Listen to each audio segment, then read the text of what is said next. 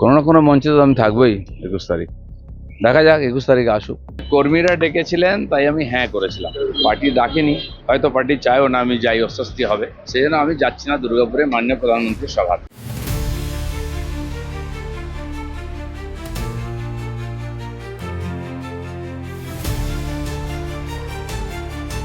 দিলীপ ঘোষের দাম আছে, দিলীপ ঘোষের দাম থাকবে, কারণ দিলীপ ঘোষের মধ্যে কোনো ভেজাল নেই। आज की सबसे बड़ी, सबसे सनसनीखेज और सबसे विस्फोटक राजनीतिक चर्चा के साथ आपके सामने मैं हाजिर हूँ।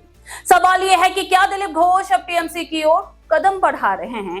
क्या 21 जुलाई को तृणमूल कांग्रेस के शहीद दिवस मंच पर नजर आएंगे वही दिलीप घोष जो एक वक्त बंगाल बीजेपी का सबसे आक्रामक चेहरा माने जाते थे? कल दुर्गापुर के नेहरू स्टेडियम में प्रधानमंत्री नरेंद्र मोदी ने विशाल जनसभा की, पर उस मंच पर एक चेहरा नदारद था और वो था दिलीप घोष का चेहरा। जी हाँ, जब मीडिया ने दिलीप घोष से सवाल किया कि क्या वो पीएम की जनसभा में हाजिर क्यों नहीं हुए थे, तो दिलीप घोष ने इस पर जो जवाब दिया वो और भी चौंकाने वाला था। दिलीप घोष ने कहा, मुझे रैली के लिए आमंत्रित ही नहीं किया गया।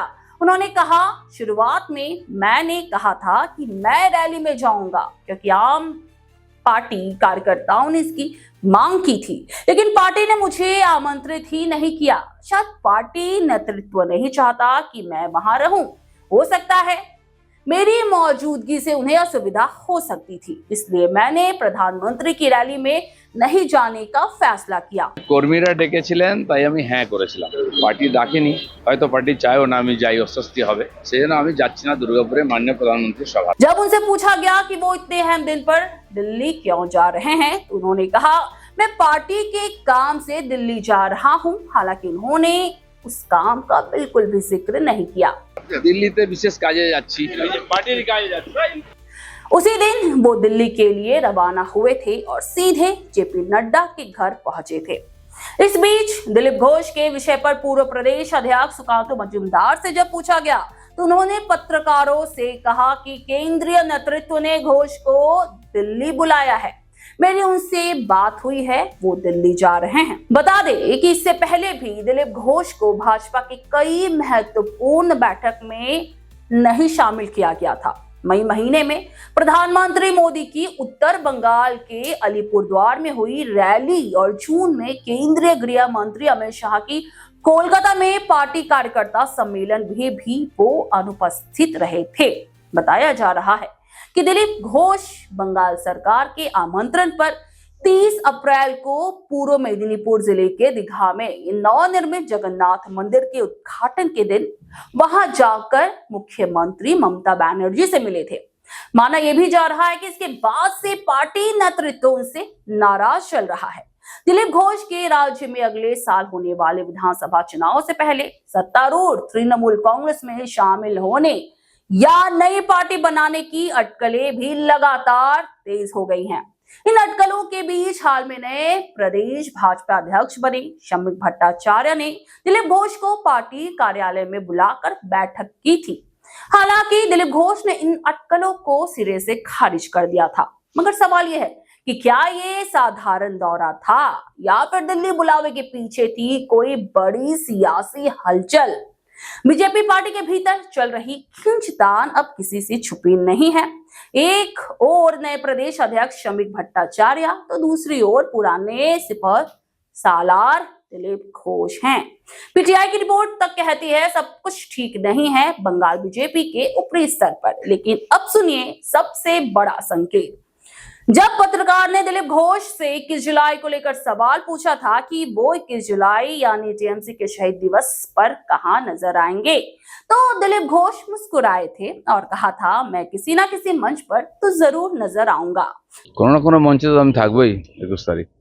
দেখা যাক 21 তারিখ আসুক। तो क्या ये इशारा है, क्या ये सियासी संकेत है कि दिलीप दाब कमल छोड़ घास फूस का झंडा उठाने वाले हैं? क्या बंगाल बीजेपी में गहराता अंतरकलह टीएमसी को नया हथियार दे रहा है? 21 जुलाई को ममता बनर्जी का मंच होगा, लाखों की भीड़ भी एकजुट होगी और अगर वहां दिलीप घोष नजर आ गए तो बंगाल की राजनीति में महाकुंभ आना बिल्कुल तय है। क्या होगा दिलीप घोष का अगला कदम? क्या ममता की रैली में दिलीप घोष की एंट्री बीजेपी के लिए सबसे बड़ा झटका साबित होगी? जवाब अभी नहीं मिला है, पर 21 जुलाई बहुत दूर नहीं है जिस दिन सारे जवाब मिल जाएंगे। फिलहाल अभी के लिए इतना ही। देखते रहिए सुपर न्यूज़ 24।